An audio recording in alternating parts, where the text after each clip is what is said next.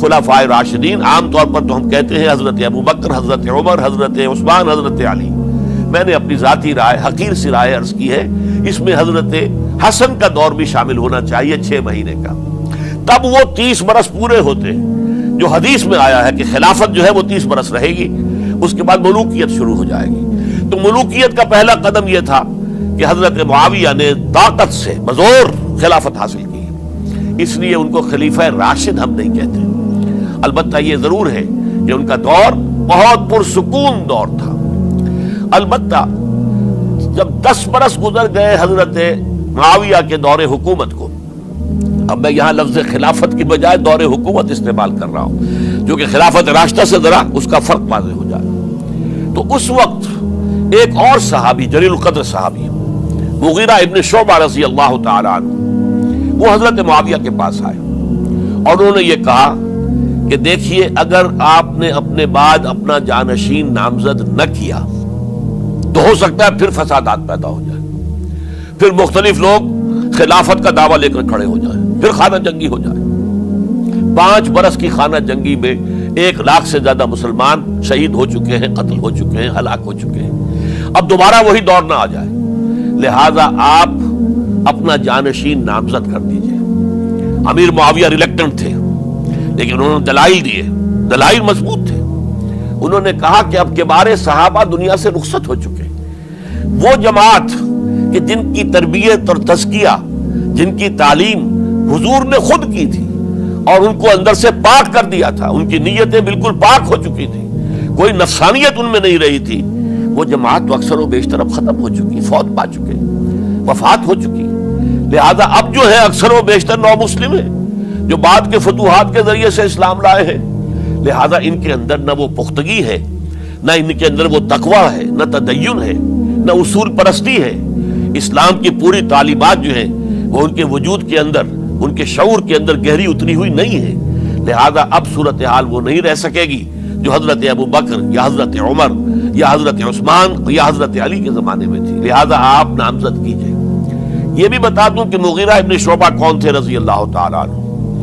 Number 1 یہ کہ یہ اصحاب شجرہ میں شامل ہیں، جن 1400 یا 1800 افراد نے حضور سے بیعت کی تھی صلح حدیبیہ سے متصلا قبل، اس درخت کے نیچے بیٹھ کر جس کے بارے میں سورہ فتح میں فرمایا گیا کہ لقد رضی اللہ عن المؤمنین اذ یبایعونک تحت الشجرہ.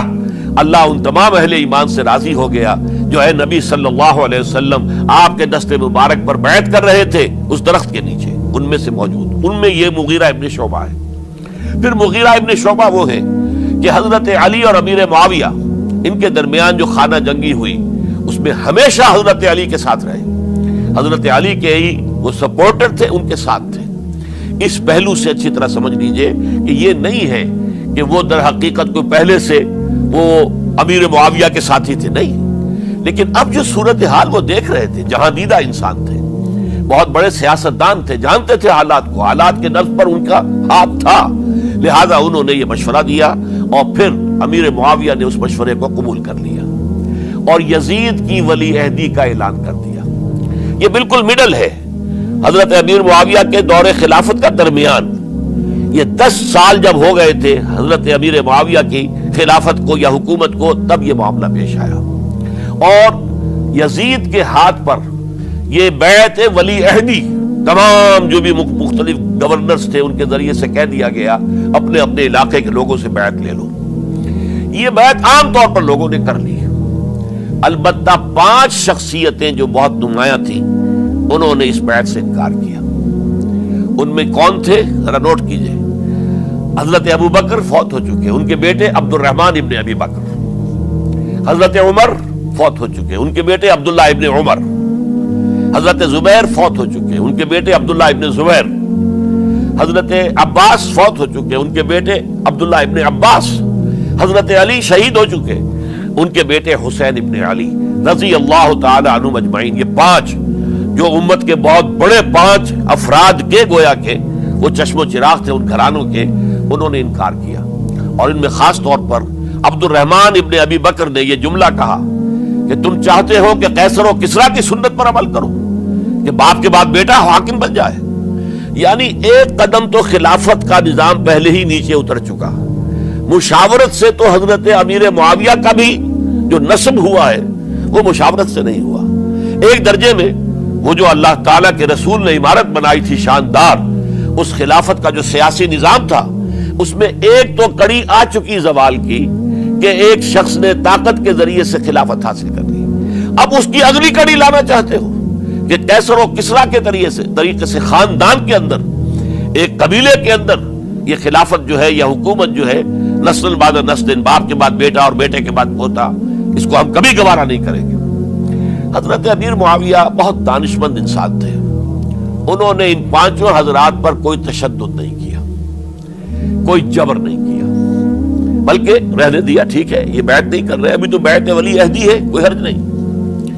لہذا کوئی جھگڑا، کوئی اس وجہ سے کوئی فساد، اس بنا پر کوئی جنگ نہیں ہوئی. 10 سال گزر گئے، یعنی 10 سال تک یزید ولی عہد رہا ہے. 10 سال تک.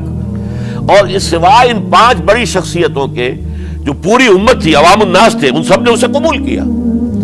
یہ صورتحال اب جب پیدا ہوئی جب حضرت امیر معاویہ کا انتقال ہو گیا، یہ سن 60 ہجری ہے. اب سوال پیدا ہوا کہ وہ ولی عہدی کی بیعت اب بیعت خلافت میں منتقل ہو جائے گی. لہذا پھر یہ ہوا کہ سب لوگوں سے، سب گورنروں کو لکھ دیا گیا تمام صوبوں کے اندر کہ اپنے اپنے لوگوں سے بیعت لے لو.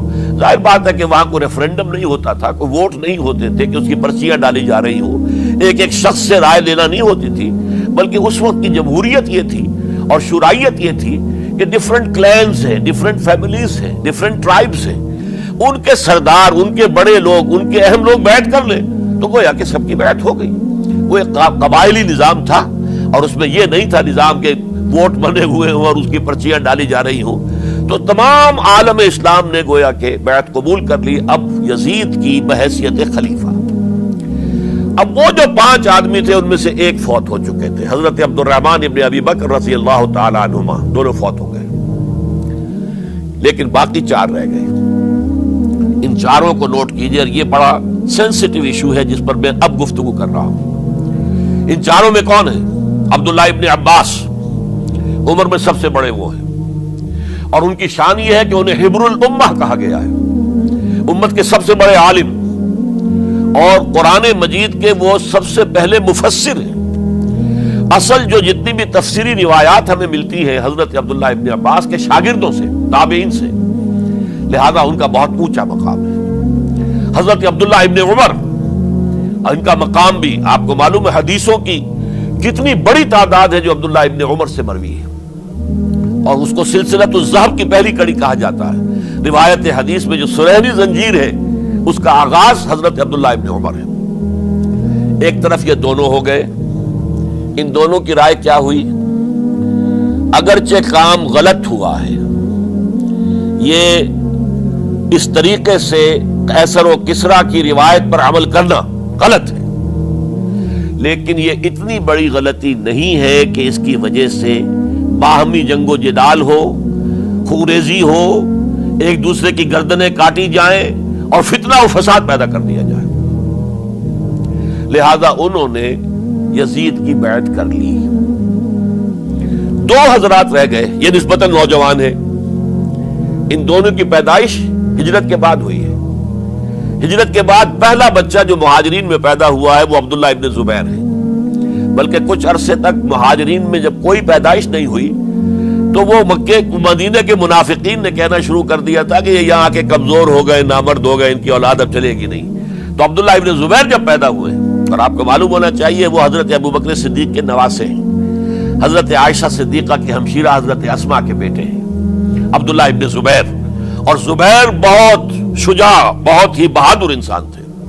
تو عبداللہ ابن زبیر کے اندر بھی وہی کیفیات تھی. انہوں نے کہا نہیں، اس غلطی کو ہم برداشت نہیں کریں گے.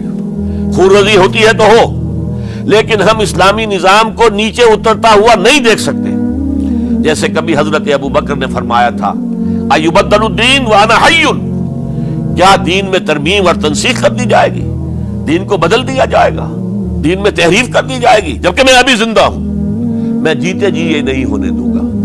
حضرت عبداللہ ابن زبیر کی یہ رائے ہوئی، وی ہیو ٹو چیلنج، ہم مقابلہ کریں گے